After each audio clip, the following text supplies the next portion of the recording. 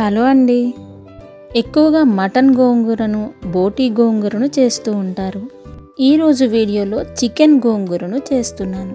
మన సబ్స్క్రైబర్లో ఒకరు గోంగూర చికెన్ని అడిగారు. వారి కోసం ఈ వీడియోని చేశాను.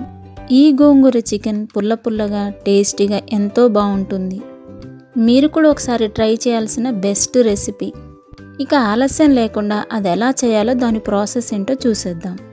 వేసుకున్న స్పైసెస్ అంతా కర్రీలో కలిసిపోయేలాగా కలుపుకొని మూత పెట్టి పచ్చివాసన పోయేంత వరకు మగ్గించుకోవాలి.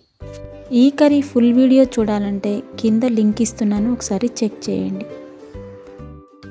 ఈ గోంగూర ఉడకడానికి ఎక్కువ టైం ఏమీ పట్టదు. 2 to 3 మినిట్స్లో చక్కగా ఉడికిపోతుంది. ఈ గోంగూర చికెన్ మనం రొటీన్గా చేసే చికెన్ కంటే కూడా చాలా బాగుంది. Thank you for watching. మరో వీడియోతో మళ్ళీ కలుసుకునేంత వరకు బాయ్.